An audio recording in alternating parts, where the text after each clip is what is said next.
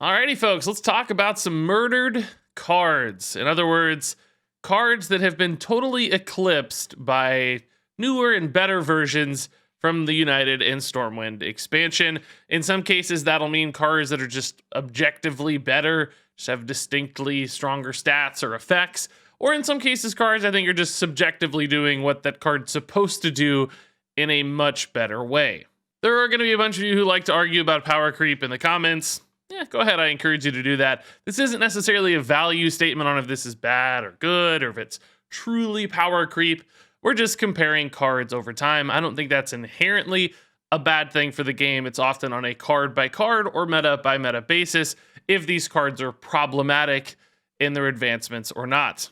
So that said, let's kick it off here with one of the more obvious examples, I'd say. Comparing two neutral 8-drops here, the old fossilized Devilsaur from League of Explorers. You probably forgot this existed like I did. Compared to the new Moarg Forge Fiend. And they're both 8-mana 8/8s. Cool. But Moarg Forge Fiend has Taunt by default. It has Death Rattle, gain 8 armor, and it has a minion type, none of which Fossilized Devilsaur has. It just gains Taunt on a condition. And I'd say, honestly, not even that easy of a condition, because if you're spending 8 mana, you're probably not gonna have like a beast left over on board. So there's just no reason ever to run Fossilized Devilsaur over Moarg Forge Fiend. It's going to do everything you'd want out of Devilsaur at a base level, and then have this additional value, multiple upsides on top of that as well. So, eclipsed cards, murdered cards don't get more distinct and obvious than this one. This one is just much, much better. Now, Devilsaur never got played. Forge Fiend only barely kind of gets played, and mostly, in really fringe off-meta stuff. So, not a problematic example here. Just an example of a card that is much, much stronger, 5 years on or something in Hearthstone.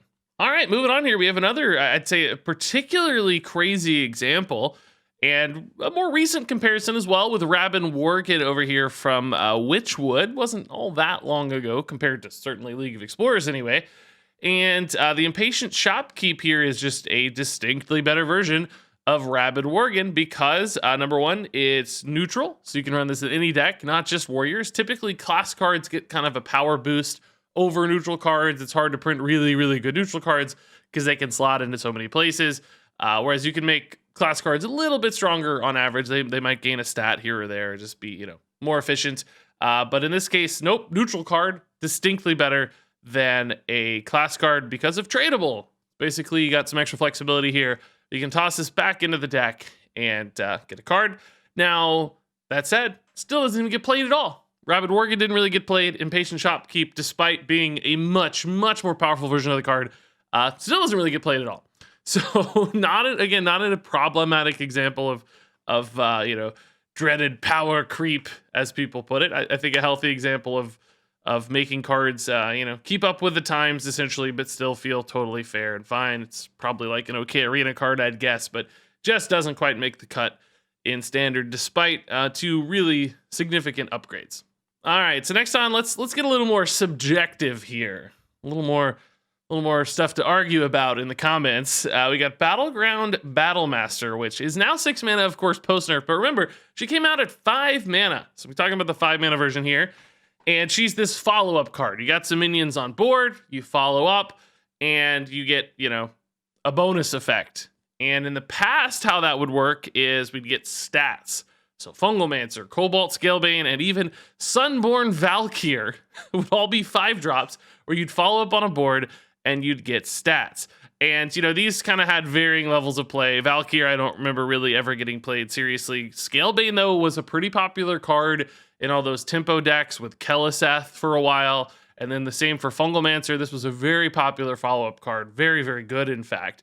But somehow, despite Fungalmancer being one of the better cards in Hearthstone in its era, I think Battlemaster still eclipsed it in a major way, and that's because Wind Fury is such a ridiculous effect to be able to get down on big minions. And in this meta, of course, cheating out big minions early with things like Flesh Giants is super easy, it turns out. So the Wind Fury bonus here is just absurd.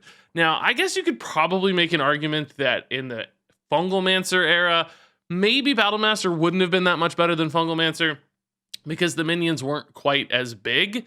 So in other words, giving a 3/3 Wind Fury, it might almost be better just to give it those +2/+2 in stats because they're permanent and makes it harder to remove, whereas the Wind Fury is more about like a finishing blow sort of thing.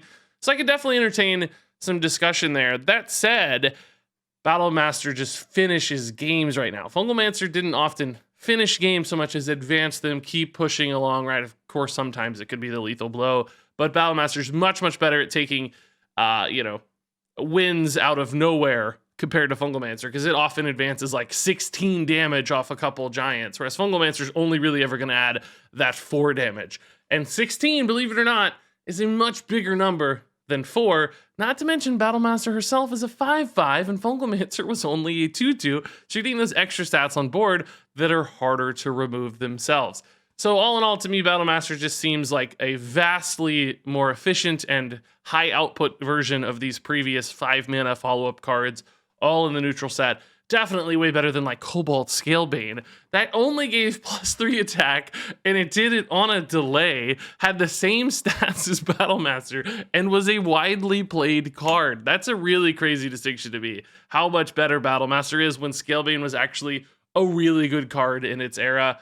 It's kind of absurd how far we've come here for the neutral 5-mana follow-up cards. All right, back to a more obvious example here. The encumbered Pack Mule over Pompous Thespian, a card I really don't remember ever seeing play. But the Pack Mule is getting some play for sure because it has a couple advantages here. It is a beast, which I guess hasn't been super important to this card, but could be, with the Zoth stuff or beast synergies in Druid in particular, I think could make some sense. We've seen this played in Druid a bit, not necessarily because it's a beast though, more because it's taunt. But also, of course, you got the copy of it added to your hand effect, which increases its value tremendously and gives it hand buff synergies, of course, the Pompous Thespian would never really benefit from. So that extra layer adds a lot to Encumbered Pack Mule, and it actually became one of the more played cards in this expansion early on, still getting played to this day, even with the hand buff Paladin falling off a little bit. So, it takes just a couple tweaks, health instead of attack, bonus card in hand, and you go from a card that even years ago wasn't played to a card that now is a really important piece of the meta with just a couple, what I would say are probably small or non-obvious upgrades. All right, so now let's take a look at Varian here compared to the other draw 3-card neutral cards in the late game. And Varian is 8 mana, whereas these two comparisons are 7, which is a distinction of note. But despite that, I think Varian outclasses them in major ways because both Countess Ashmore and Curator, they just draw the cards. They don't get any bonus from drawing those cards, whereas Varian can gain 3 enormous bonuses, getting Rush, Taunt, and Divine Shield. Now, Curator did have Taunt at a base level for the record, but it's that Rush and Divine Shield that make Varian really interesting because suddenly you have a reload tool that does not sacrifice on board too hard. You're not giving up all your board. You can still take some swings, and that's why Varian has been a playable card in Paladin as that big finisher. They naturally fill all of those keyword requirements, and then also you get this big reload to keep hammering your opponent while developing a 7/7 that reacts and has some stickiness sometimes as well, and benefits rather nicely from all the other hand buffs. Whereas Countess Ashmore and Curator didn't really slot into decks that well and didn't fulfill all this tempo swing potential that Varian has thanks to his Rush. So they're not sticky and they're not swingy. Curator, the taunt, it wasn't bad. Curator saw more play than Ashmore, as I recall. But Curator, I think, also has the sort of weakest of the draws. Those are a bit more specific and perhaps demand you build your deck in a specific sort of way to fulfill these menagerie requirements. So in a way, he's a little bit better there, but also potentially a little bit worse. So Varian has seen more play than both of these cards so far. And I think if the meta slows down again at all, because this has been a very fast meta, Varian retains the ability to see even more play. He's kind of seen play despite how fast this meta has been. And I don't dare hope for a slower meta. God knows I want one, but I don't know if I believe it. But if we ever get a meta that slows down by just a turn or two, I think Varian could actually be a pretty nutty card, whereas Ashmore and Curator never really reached those levels. Okay, so next up we got Traveling Merchant versus Frost Wolf Warlord. And, this is a significant mana difference between these two cards, so it might seem like they're hard to compare, but I actually don't think they are at all, because they have the exact same main effect here with their battle cry. But Traveling Merchant only loses 2/1 in stats at a 2 mana discount. So, normally 1 mana from a vanilla stat line, you'd expect to gain about 1/1. So she's actually better statted per her cost than Frostwolf Warlord is, right? She's kind of 1/1 under normal stats. You'd argue Frostwolf Warlord is 1/2 under normal vanilla stats of a 5/6. Not only that, she also has tradable. So that's an enormous upgrade. You can have some uber flexibility here if you don't have a good board and you don't need a follow-up right now, but you need something to build a board. Trade Traveling Merchant back into your deck and get a way to build that board. Whereas Frostwolf Warlord, if you don't have a board, he's of course just stuck dead forever. Now, obviously, Frostwolf Warlord is a card that didn't ever get played to any significance. It's a card I did often stick into budget decks for much of my early YouTube career because I thought he was kind of underrated and a good follow-up for budget decks. Kind of another 5-mana neutral follow-up card like the ones we looked at before in the Battleground Battlemaster mold. Back in the early days, but never really made it to the top of the meta or anything, just in budget decks, filling in those gaps as a basic card, whereas Traveling Merchant has actually seen play in a couple different decks. So you can really see the difference between these two for the same sort of effect, just how much more efficient Traveling Merchant becomes. Not to mention, right, like, most of the value here is bundled into the battle cry. So you want the effect to be cheaper so that you can both play it sooner in a game and maybe play it alongside other things. You might be able to play a couple 1-drops to fuel the Traveling Merchant right away for the same cost as Frostwolf Warlord. So the fact that it's cheaper, even if the stats retained the same efficiency, the cheapness itself is beneficial to the effect of this card. So in pretty much every way, Traveling Merchant just eclipses what Frostwolf Warlord was trying to do, and that's why it becomes a playable card. So this one's funny. It's kind of backwards. I usually go like one card eclipses a bunch of others. In this case, a bunch of cards have eclipsed one. This is Emperor Thaurissan being beaten out by a ton of the new discount cards we got in United in Stormwind. Thaurissan used to be the end-all be-all of discounts. Like, this was played in a ton of decks to make different combos and strategies viable that wouldn't otherwise exist because of his big universal hand discount. And he's a really, really strong card in his era. And now I'd say he's being trumped by all 3 of these other discount cards that are cheaper and better in many ways. So Ruined Mithril Rod is affecting your entire hand, just like Thaurissan. It goes off twice, though. Only costs 3 mana. Yes, of course, it has a condition, and then you have to draw 4 cards, but it's not a hard condition to achieve, and it's one that fits nicely into the effect. So saving 3 mana there is totally worth it, and you get to do it twice. It's just busted. Ruined Mithril Rod is really, really good. And then you have Granite Forgeborn, which is a more efficient way to discount things in hand if you have a bunch of elementals, because he's only 4 mana, barely loses any stats to Thaurissan. And on top of that, he discounts your deck as well. Thaurissan only discounts hand. So, assuming you have a high density of elementals, he's just going to discount way more cards than Thaurissan ever would. Plus, he does it on a battle cry instead of end of turn, so you can actually reap the benefits of that discount immediately. If you have an elemental in hand that's like 1 mana, it might go to 0. So that's an upside there. And then you have Final Showdown, which for Demon Hunter is basically multiple Emperor Thaurissan's in one. Much like Ruined Mithril Rod, yes, it demands that you draw cards to achieve these discounts, but man, the discounts really start stacking up across each step of the quest line. And then the reward itself with Kurtrus discounts your entire deck by 2 mana when you draw cards. That's obviously a huge upside as well. So, these don't all operate in the exact same way. They're not direct one-to-one comparisons, but in the spirit of discounting your cards, I think all 3 of them trump Thaurissan in major ways. And they're faster, more efficient, more specific, and just better versions of a card that was really, really good. And they're just like, a rare class card as well, which is kind of crazy to think about. Not to mention, Granite Forgeborn's already been nerfed. I forgot. I included the new version of this card. All right, so this one's going to look a little weird. You're going to say, wait, Ironbound Brute versus Tarlord. What is this weird comparison, Regis? And some of you may say, wait, why didn't you compare this to Thing from Below? And I thought about it. Thing from Below almost popped up on this screen, but at the end of the day, Thing from Below, if you'll remember that card, I should probably put it up here. It's the Shaman card that gets discounted when you summon a totem. My thought was, well, that's more of a long game discount. And it's a pretty good card too, like really good card actually. So it didn't feel quite right to say it was totally murdered by Ironbound Brute, which, you know, this one to discount, you have to do it all at once.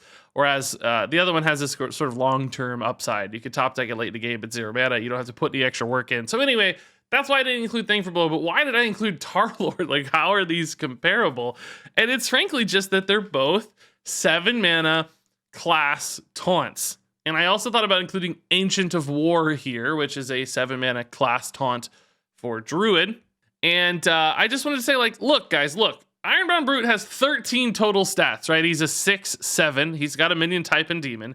Tarlord, at a base, has 12 total stats. He's 7 mana as well. He has a minion type. He's elemental. So, you know, of course, Tarlord can go up to having 16 total stats, which on average gives him 14. So basically, they have almost the exact same stat allocation, right? Like, clearly Tarlord has more health, which you could argue is beneficial, but he also has way less attack, which is much, much worse when you're taking trades or trying to be offensive in any way. So more or less similar stats here, but major but here, Ironbound Brute usually costs like 0 mana or, you know, 1 or 2 mana, whatever. You're cheating it out a ton at 0 mana, and that's why Ironbound Brute's a really good card right now. And Hearthstone being played a ton in any kind of quest or OTK draw, Demon Hunter stuff, Lion's Fury, Demon Hunter, whatever it is, right? He's popping into a handful of things. And Tarlord's a card that really didn't get played at all. I think it's like some Taunt Warriors had it or whatever, but not an important card to the meta at all. Certainly not to the extent of Ironbound Brute. And that's because this is a 0 mana card that's in more or less every way as good as Tarlord, which you always paid the full 7 mana for. And I thought this was just a really interesting distinction between what cost discounts do, right? And how kind of easy they are and how cheap they are in Hearthstone to get the same quality of minion on average, but often 7 mana cheaper with like no downsides, right? It's just always a little bit cheaper because really Ironbound Brute's 6 mana anytime you play him at a base because you're always drawing that first card, right? So it's already more interesting. You could also compare this to Boulder Fist Ogre because he's basically a 6 mana, 6/7 ogre looking dude. But he's got taunt and just continues getting cheaper and cheaper. So I know this is like a weird comparison, but I thought it was a good showcase of like, man, class taunts got a lot better over the last, whatever it is, 4 or 5 years here since Unguro. Because now they're basically 0 mana versions of the exact same card. Even if they're not 0 mana, they're 3 mana versions or 4 mana versions of the exact same stats. And that's kind of bonkers to me. That feels a little bit crazy. So, yeah, what a world we live in with Hearthstone today. And yeah, I think that wraps it up for my murdered cards for Stormwind. To be honest, I could have kept this list going for another 10. There were a bunch of examples I didn't include that were pretty good. I just picked the ones I thought I had the most to say about. And I felt like if I kept going down the list, I probably could have found 5 more or 10 more even. So there might be 20, 25 cards that are just like much better versions of old cards. It feels like Stormwind in a lot of ways jumped way ahead of past cards. So if you have some examples you want to share, some stuff you think is way, way better than what it used to be, of course, drop those in the comments below. Frankly, if there's enough good suggestions and discussions, I could probably do a part 2 of this video to break down some of your thoughts. So curious to see those in the comments below. Thanks much as always for watching. Share your thoughts on these cards, if it's good or bad for the game or not. I don't really have a lot of value statements here, just talking through the cards. So curious to read all those takes. Thanks much as always for watching, and until next time, game on.